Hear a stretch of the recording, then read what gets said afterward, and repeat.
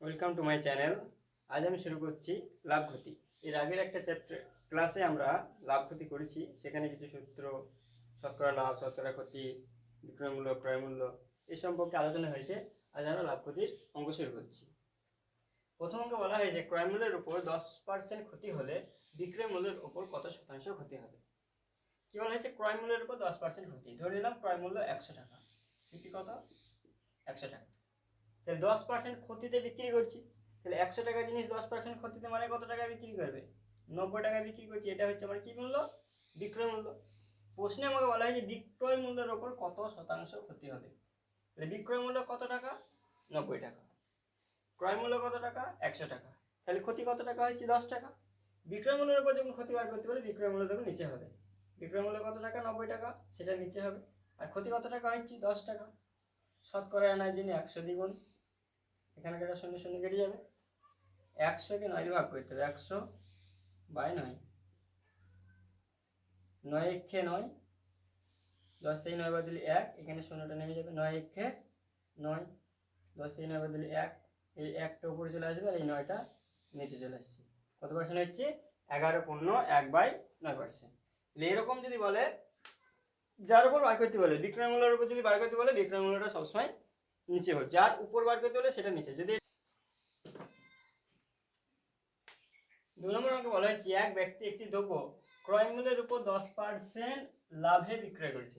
ক্রয় মূল্যের উপর 10% লাভ, তাহলে ক্রয় মূল্য কত ধরে নেবো? ক্রয় মূল্য 100 টাকা। 10% কি করছি? লাভ করছি। 10% লাভে বিক্রয় মূল্য তাহলে কত হবে? এসপি 100 টাকা প্লাস 10 টাকা সমান 110 টাকা। ক্রয় মূল্য 100 টাকা হলে বিক্রয় মূল্য হবে 110 টাকা, কারণ 10% লাভ করেছি। এবার আমাকে জিজ্ঞেস করা হয়েছে যে বিক্রয় মূল্যের উপর লাভের হার কত। বিক্রয় মূল্যের উপর লাভ বার করতে বলেছে। বিক্রয় মূল্যের উপর লাভ বার করতে বললে কি করলে বিক্রয় মূল্যটা নিচে হবে। 100 টাকা জিনিস 110 টাকা বিক্রি করেছে, তাহলে কত টাকা লাভ হবে? 10 টাকা লাভ। শতকরা লাভ আনার জন্য 100 দিয়ে গুণ, এখানকার একটা শূন্য কেটে যাবে। 100কে 11 দিয়ে ভাগ করতে হবে। 100/11, 9 11 99, 9 × 10 = 10, এই একটা উপরে চলে আসবে আর 11টা নিচে চলে আসবে। তাহলে কত পার্সেন্ট হচ্ছে? 9×1/11%, অপশন বি। বিক্রয় মূল্যের উপর 5% লাভ হলে ক্রয় মূল্যের উপর লাভের হার কত। এবার কি বলে দেওয়া আছে? বিক্রয় মূল্যের উপর 5% লাভ। তাহলে বিক্রয় মূল্য ধরে নিলাম আমার বিক্রয় মূল্য কত টাকা? 100 টাকা। তাতে তার কি হয়েছে? 5% লাভ হয়েছে। 5% লাভ হয়েছে মানে কি? 100 টাকায় বিক্রি করে যদি আমার 5 টাকা লাভ হয়, তাহলে জিনিসটা নিশ্চয়ই 95 টাকায় কিনেছি। 100 টাকাতে বিক্রি করেছি, 5 টাকা লাভ হয়েছে, তার মানে আমি জিনিসটা কিনেছি কত টাকায়? সিপি কস্ট প্রাইস হচ্ছে 95 টাকা, 5 টাকা বাদ যাবে। এবার আমাকে জিজ্ঞেস করা হয়েছে ক্রয় মূল্যের উপর লাভের হার কত। ক্রয় মূল্যের উপর লাভের হার বার করতে বলছে, মানে ক্রয় মূল্যটা নিচে হবে। তাহলে 95 নিচে, কত টাকা লাভ হয়েছে? 5 টাকা লাভ হয়েছে, ইন্টু 100। 5-এর ঘরে নাম দিলে 5 19 95, 100কে 19 দিয়ে ভাগ করতে হবে। 100/19, 5 19 95, 100 থেকে 5 বাদ দিলে কত হবে? 5, সেই 5টা উপরে চলে যাবে আর এই 19টা নিচে চলে আসবে। কত হচ্ছে? 5/5×5/19%, 5×5/19%, অপশন সি। এক ব্যক্তি একটি দ্রব্য বিক্রয় মূল্যের উপর 30% লাভে বিক্রয় করে। বিক্রয় মূল্যের উপর কি করছে? 30% লাভ। তাহলে ধরে নিলাম বিক্রয় মূল্য কত টাকা, যার উপর বলে দেবে সেটা আমাকে বার করে নিতে হবে। বিক্রয় মূল্যের উপর বলে দিয়েছে, বিক্রয় মূল্য ধরে নিলাম 100 টাকা। এবার কি হয়েছে? 100 টাকায় বিক্রি করাতে তার কি হয়েছে? 30 টাকা লাভ হয়েছে। এবার নিশ্চয়ই সেই জিনিসটা 100 থেকে 30 টাকা বাদ দিলে 70 টাকায় কিনেছে। তাহলে সিপি কস্ট প্রাইস কত টাকা? 100 - 30 = 70 টাকা। তাহলে 70 টাকায় জিনিসটা কিনেছে আর বিক্রি করেছে কত টাকায়? 100 টাকায়। বিক্রয় মূল্যের উপর লাভ হয়েছে 30 টাকা। এবার আমাকে জিজ্ঞেস করা হয়েছে ক্রয় মূল্যের উপর লাভের হার কত। ক্রয় মূল্যের উপর লাভের হার বার করতে বলেছে, মানে কি ক্রয় মূল্যটা নিচে যাবে। ক্রয় মূল্য সিপি কত টাকা? 70 টাকা। তাতে তার লাভ হয়েছে কত টাকা? 30 টাকা। শতকরা বার করার জন্য 100 দিয়ে গুণ, এখানে একটা শূন্য এখানকার একটা শূন্য কাটা যাবে। তাহলে কত হচ্ছে? 3 এর সাথে 100 গুণ করলে 300, 3 সঙ্গে 100 গুণ করলে 300 হবে, আর নিচে আছে 7, 7 দিয়ে ভাগ করতে হবে।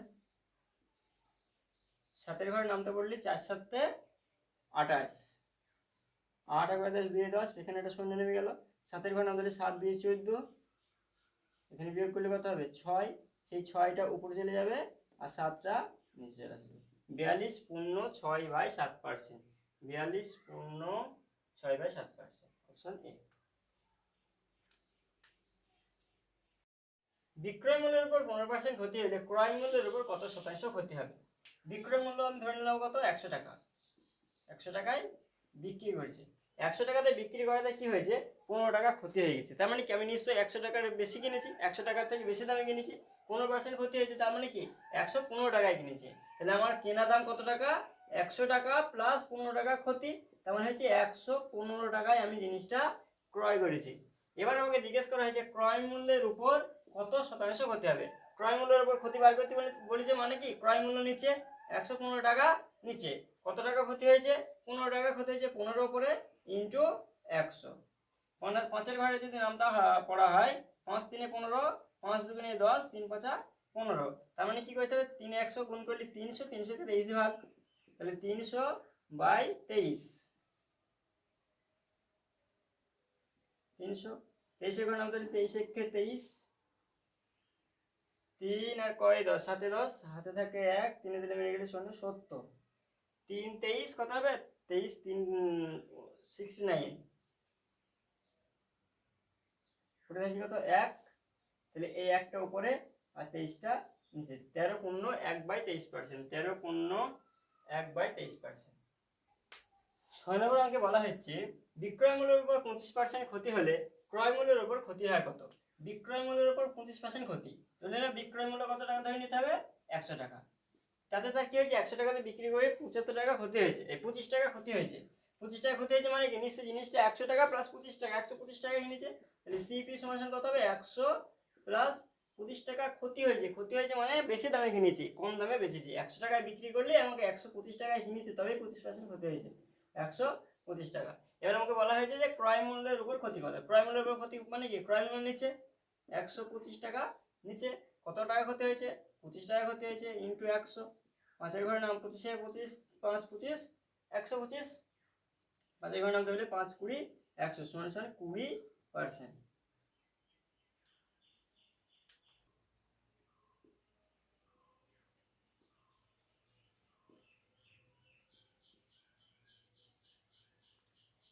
বলা হচ্ছে একটি জমি 4085 টাকায় বিক্রয় করায়, 4085 টাকায় বিক্রি করায় 5% ক্ষতি, 5% ক্ষতি হয়। জমিটির ক্রয় মূল্য কত? ধরে নিলাম জমিটির ক্রয় মূল্য, সিপি ক্রয় মূল্য 100 টাকা। এখানে যে বিক্রয় মূল্যে 5% ক্ষতি হয়েছে, এই ক্ষতিটা কিন্তু বলা নেই যে বিক্রয় মূল্যের উপর 5% ক্ষতি হয়েছে। এখানে যে কোনো ক্ষতি বলে দেবে, বিক্রয় মূল্যের উপর যদি উল্লেখ না করা থাকে তাহলে ধরে নিতে হবে যেটা ক্রয় মূল্যের উপরেই ক্ষতিটা হয়েছে। তাহলে কত পার্সেন্ট ক্ষতি হয়েছে, 5% ক্ষতি হয়েছে। কিনেছে কত টাকায়, 100 টাকায়। তাহলে বিক্রি করে 5% ক্ষতি মানে 5 টাকা কম।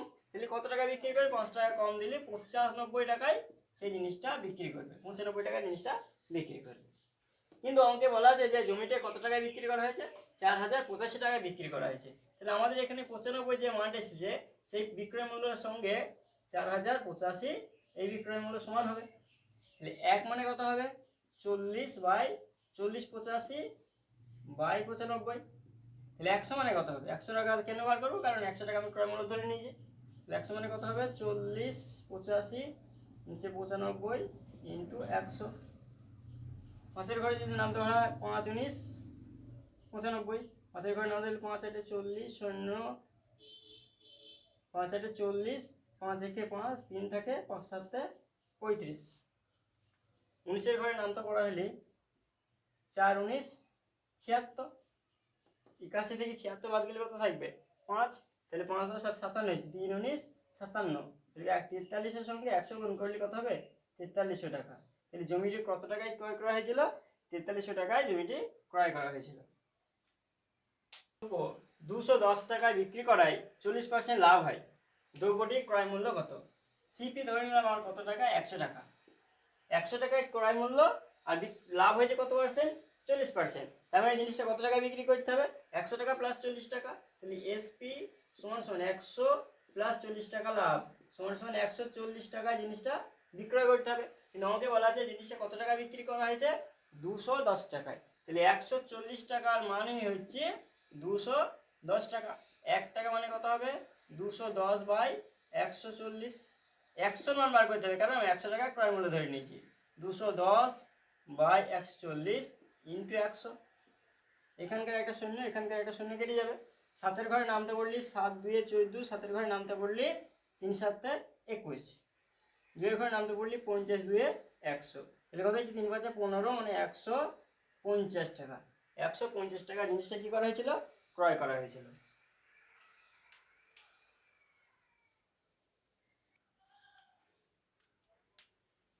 এক ব্যক্তি 4 টাকায় 5টি দ্রব্য ক্রয় করে 5 টাকায় 4টি দ্রব্য বিক্রয় করে। কি হয়েছে, এই টাইপের অঙ্ক হলে এইভাবে করবো, 4 টাকায় কতটি দ্রব্য ক্রয় করছি, 5টি দ্রব্য। বিক্রি করার সময় কি করছি, 5 টাকায় 4টি দ্রব্য, তাহলে বিক্রি করার সময় 5 টাকায় কটা, 4টি। কোনাকুনি গুণ করবো, এই কোনায় গুণ করি কত হচ্ছে 4 4 16, আর এই কোনায় গুণ করি কত হচ্ছে 5 5 25। তাহলে আমরা এটা ধরে নেব ক্রয়, আর এটা হচ্ছে বিক্রয়। 16 আর এখানে কত আছে 25, তাহলে বিক্রয়তে বেশি আছে, তাহলে লাভ হয়েছে। কতটা লাভ হবে সেটা বার করতে হবে। এবার কত লাভ হবে, তাহলে 16 থেকে 25 বিয়োগ করলে কত হবে, 16 থেকে 25 বিয়োগ করলে হবে 9। নিচে কত লিখতে হবে 16, ক্রয় মূল্য 16 ইন্টু 100, তাহলে কত হবে 900। 9 সাথে 100 মূল্য 900, কাটাকাটি 5 16 80,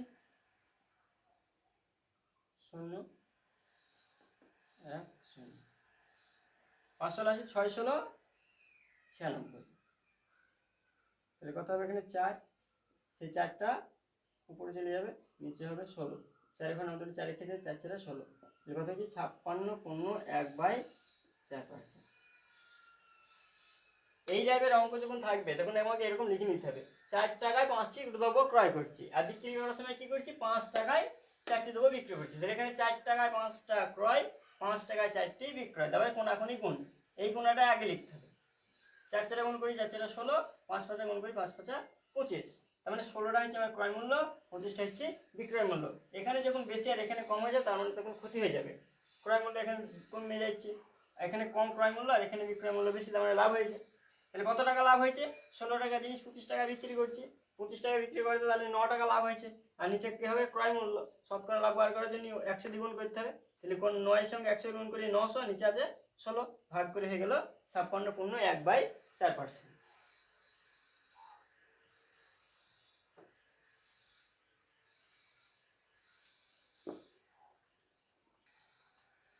10 নম্বর অঙ্কে বলা হয়েছে এক ব্যক্তি 15টি আপেল ক্রয় করে 12 টাকায়, আর 12টি আপেল বিক্রয় করে 15 টাকায়। তাহলে আমাকে টাকাটা আগে লিখতে হবে, 12 টাকায় 15টি আপেল কিনছি, তাহলে লিখতে পারি 12 টাকায় আপেল কিনছি কতটি, 15টি। আর বিক্রি করার সময় কি করছি, 15 টাকায় আপেল বিক্রি করছি 12টি, তাহলে 15 টাকায় বিক্রি করছি কত, 15 টাকায় আপেল বিক্রি করছি 12টি। আমরা কি করছি, এই কোনাকুনি গুণ, 12 12 গুণ করি কত হবে 144, আর এখানে কোনাকুনি গুণ হবে, 15 15 গুণ করে কত হবে 225, তাহলে 144টা আমার ক্রয় মূল্য, 225টা আমার বিক্রয় মূল্য। তাহলে লাভ হচ্ছে, লাভ কত টাকা হবে, 225 থেকে 144 বাদ, 1 4 কয় 12 8 12, 81 টাকা লাভ। তাহলে 81টা আমার উপরে কত টাকা ক্রয় মূল্য, 144 টাকা ক্রয় মূল্য, 144 নিচে ইন্টু 100। এবার কি করতে হবে, কাটাকাটি। 3 ঘরে যদি নামতে পারি 3 2 6 3 7 21, 3 ঘরে নামতে বলি 3 4 12, 2 থেকে 3 8 24, 3 ঘরে নামতে বলি 3 9 27, 3 ঘরে নামতে বলি 3 16 48, 4 ঘরে নামতে বলি 4 4 16, 4 ঘরে নামতে বলি 4 25 100। এবার আমাকে 9 এর 25 গুণ করতে হবে, 4 দিয়ে ভাগ করতে হবে, 9 25 কত হবে 225, 225 কে 4 দিয়ে ভাগ, 4 5 20, এখানে 2 থাকবে 5, 4 6 24 1, তাহলে কি হবে এই একটা উপরে চলে যাবে আর এখানকার 4টা নিচে, 56 পূর্ণ 1/4%।